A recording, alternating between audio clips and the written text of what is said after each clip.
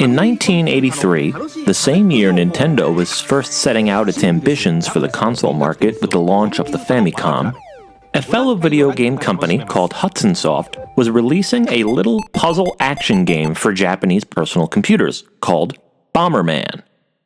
Their paths would cross when HudsonSoft brought the game to the Famicom in 1985, right as Nintendo was giving that console new meaning with Super Mario Bros. It would build on that by bringing the little game to North America in 1989. Bomberman was an enjoyable enough single-player experience, kind of a simplified take on the Tower of Druaga formula. But the real appeal of the game came from its multiplayer mode, as you and your friends can get locked into a square arena, strategically dropping bombs to blow away block obstacles and hopefully trap your opponents in a lose-lose situation while avoid getting blown away yourself.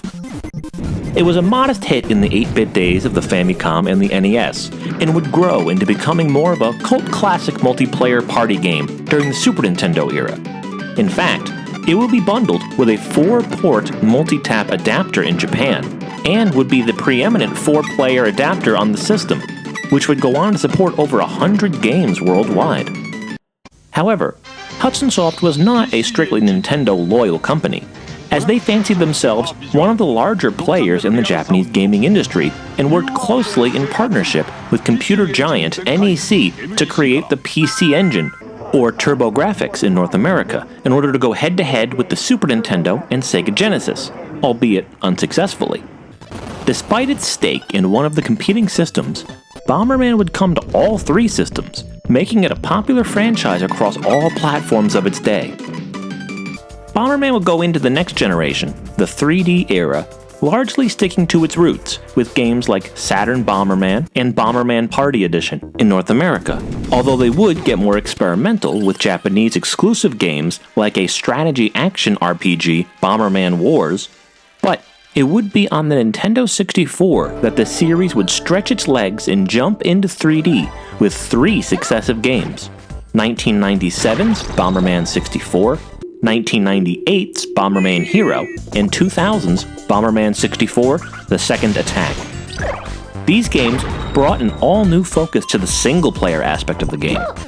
While the earlier games essentially built the single-player out of the same pieces as the multiplayer mode, having you traverse the same kind of grid-based mazes with enemy characters simply milling about, these games instead looked to move into fully 3D environments, and with that came all sorts of resulting complications as to how exactly that would all work. Here, rather than being in a simple left and right linear maze, Bomberman was transported to fully 3D explorable worlds with a fully rotatable camera too. Of course, Bomberman still dropped bombs.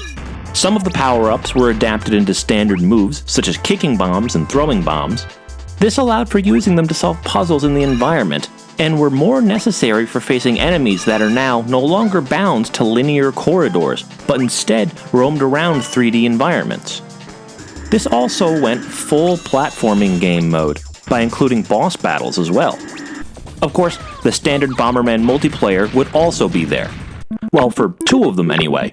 Bomberman Hero was a genuinely all-single-player game.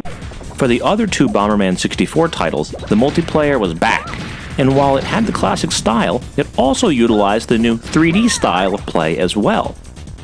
The 3D platforming adventure styles in these new Bomberman titles was polarizing. Some folks grew up with these games and remember them fondly for trying to do something new and doing a surprisingly decent job translating such a 2-dimensional game into 3D. While other folks found it to be too far a differentiation from the Bomberman formula, and a bit too clunky and plodding to really manage in a 3D world.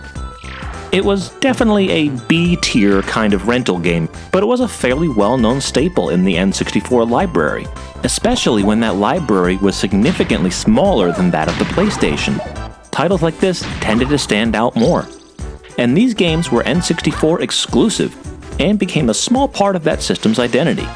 So when the GameCube replaced the Nintendo 64 as Nintendo's next home console, it wasn't surprising to anyone that a new Bomberman game could be on the way.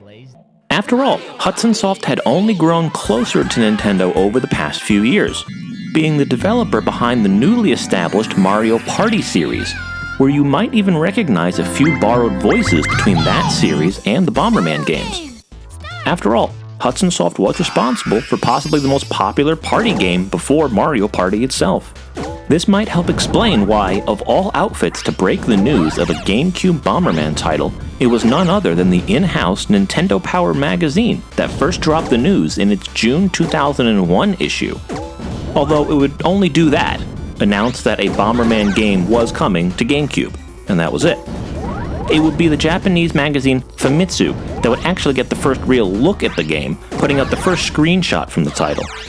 This gave the immediate impression that this would be going for a cel-shaded style, something still very new in 2001, and right in line with what Hudson was doing at that same time for their upcoming Bomberman Online game for the Dreamcast as well. The game would get its proper unveiling at the Space World 2001 show, but in order to make it across the Pacific to North America, the game would need a publisher, as HudsonSoft was not in the habit of doing that outside of Japan. Sega had published Saturn Bomberman and Bomberman Online. Nintendo had published Bomberman 64 and Bomberman Hero, while Bomberman 64 The Second Attack and Bomberman Party Edition both got published by the very small niche publisher Vatical Entertainment. Perhaps an explanation for why those particular games were far less promoted and produced in smaller quantities. However, by 2002, Vatical Entertainment was defunct, so the Bomberman series appeared to be up for grabs. Enter another small niche publisher, the New Jersey-based Majesco Entertainment, a company that had grown up throughout the 1990s by reissuing out-of-print games and selling off unsold inventory from a beleaguered Sega of America, and even issued their own third revision model of the Sega Genesis and another revision of the Sega Game Gear, long after those systems had been discontinued. They jumped from this to game publishing around the turn of the century, snagging the rights to publish Tom Clancy's Rainbow Six on the Dreamcast, which turned out to be surprisingly successful for the company. So, grabbing the Bomberman license appeared to be another shrewd coup for that company, which proudly announced in January of 2002 that it had secured the rights to publish Bomberman Generation for the GameCube, as well as 2 Game Boy Advance games, Bomberman Max 2, Red, and Blue, which go together similar to the dual releases of Pokemon titles. Majesco would bring the game to E3 2002, where it would get a very positive reception from Bomberman fans covering the game. And just like in the Nintendo 64 days, this game remained a Nintendo exclusive. Very appropriate since this is a direct follow-up to the 3D adventure games on the N64. So, what does that look like translated into a far more powerful next-generation system? Normally, that would mean starting with a full-motion video introduction, but actually here, we get a real-time, in-engine cutscene, throwing around a vague Bomberman-style plot, with some intergalactic bandits and some magical energy MacGuffins. This is an adventure platformer, and a decidedly kiddie cartoonish one at that, so it's not really expected to have a serious plot. In fact, we'd probably make more fun of it if it did. We get a nice colorful intro menu screen, and what are those creatures hanging out with Bomberman? Well, those little Pokemon-like fellows were actually introduced in the Nintendo 64 games as a kind of partner or enhancement character for Bomberman, and we'll see what role they play in this game a little later. The options menu has nothing of note really. Of course, there is the classic multiplayer. If you've ever played a Bomberman game before, you know what these are, and it's the same as the rest of the series as far as gameplay goes. Of course, with nice, current next-generation cel-shaded graphics. There's different stages with various slight gimmicks to mix up the gameplay. Neat little in-between match minigames to reward the winner with extra boosts, as well as neat special modes that give you things like max explosion radius and multiple bomb drops, making it basically an instant death style match. These are of course a ton of fun, and once again, Bomberman makes for a perfect local multiplayer party game. If you go for the single player mode, it starts by replaying the introduction cutscene again, in case you missed it when the game booted. You can then start off by choosing between 3 different worlds at level 1, a nice consideration to not lock you into any one path. Naturally though, I just went with World 1. I'm a sucker for a nice, colorful, grassy intro stage, and Bomberman Generation does not disappoint. The first level is colorful, whimsical, lush, and beautiful. You can get your bearings with the size of the map and how close you need to get to enemies to bomb their path, or with kicking bombs at them. You'll get the most understandable of bomb-based challenges, like blowing a rock out of a path, and it escalates from there to knocking down trees over rivers, blowing up dams to let rivers flow, or to dam them up. Your exploration does guide you to meet your first Cherubomb, one of the little critters that you can have equipped as a kind of stat modifier and can even level up. You also have to learn the mechanics of charging up your bombs so you can drop even bigger ones for different effects. As the level progresses and you move on to the following levels, you get progressively more interesting and nicely designed challenges built around Bomberman and his unique set of skills. That even includes boss battles, which are sometimes integrated into levels and serve as a barrier point that you need to beat in order to progress, as well as full-blown dedicated levels of their own, which I had to take quite a few tries at getting before I figured out the trick to it. The mechanics also include picking up and equipping different kinds of bombs, like water bombs, which naturally have water properties for putting out fires and such.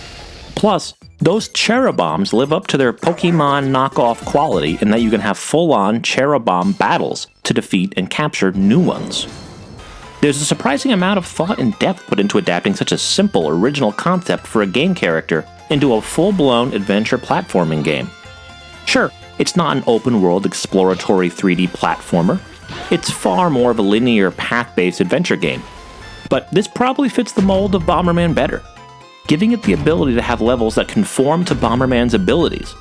But all in all, Bomberman Generation is a pretty enjoyable little romp. I'd liken it to Pac-Man World 2. It's relatively simple, but it's solid. Nothing that revolutionizes or uproots game genres, but delivers on taking Bomberman and making a 3D adventure game out of it.